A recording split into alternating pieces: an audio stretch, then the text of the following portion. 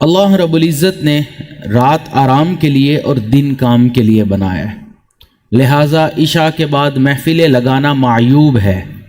حضرت ابو برزہ رضی اللہ تعالیٰ عنہ روایت کرتے ہیں کہ ان رسول اللہ صلی اللہ علیہ وسلم کان یکرہ النوم قبل العشاء والحدیث بعدہا، کہ رسول اللہ صلی اللہ علیہ وسلم عشاء کے پہلے سونے کو اور عشاء کے بعد بات کرنے کو مکروہ اور معیوب خیال فرمایا کرتے تھے۔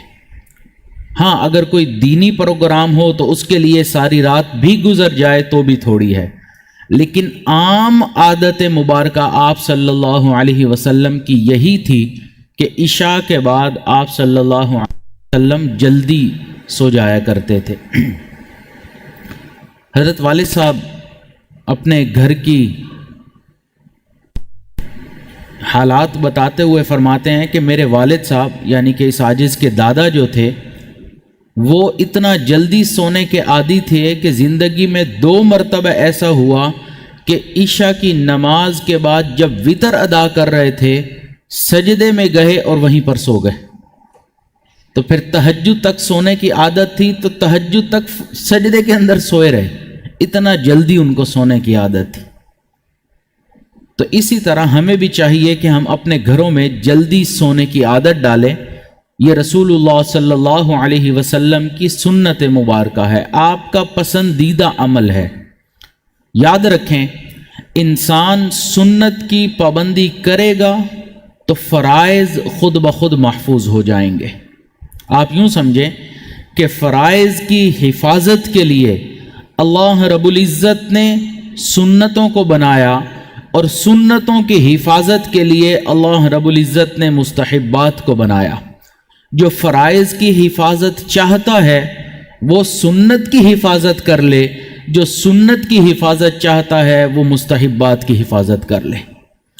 جس کے مستحبات محفوظ ہوں گے اس کی سنتیں محفوظ ہوں گی، جس کی سنت محفوظ ہوگی اس کے فرائض خود بخود محفوظ ہو جائیں گے۔ یہ باؤنڈری اللہ رب العزت نے بنائی۔ جو ان باؤنڈری کو توڑتے ہیں پھر ایک وقت آتا ہے کہ ان کو فرائض سے بھی محروم کر دیا جاتا ہے، اور وہ انسان پھر حرام کاموں کا، حرام گناہوں کا مرتکب ہو جاتا ہے۔ اس لیے اپنے فرائض کو پکا کرنے کے لیے سنتوں کو انسان پکا کرے۔ لیکن آج کل نوجوان طبقہ عام طور پر یہ بات کہتا ہے کہ او جی یہ تو سنت ہی ہے نا، وہ سنت کو ہلکا سمجھتے ہیں۔ یہ بہت بڑا فتنہ ہے، اس زمانے کا یہ ایک بہت بڑا فتنہ ہے۔ سنت ہی ہے نا، سنت کو ہلکا سمجھنا، سنت کو چھوٹا سمجھنا۔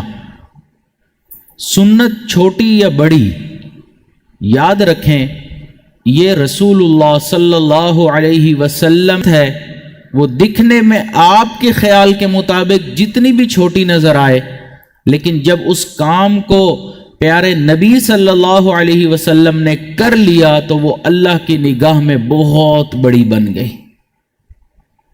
تو اس لیے ہم یہ کہتے ہوئے کہ یہ تو چھوٹی سی سنت ہے، اس پر عمل نہ بھی کریں تو کیا ہو جائے گا، تو اس لیے ہر سنت کے اوپر عمل کریں اور کوشش کریں کہ عشاء کے بعد جلدی سونے کی عادت ڈالیں۔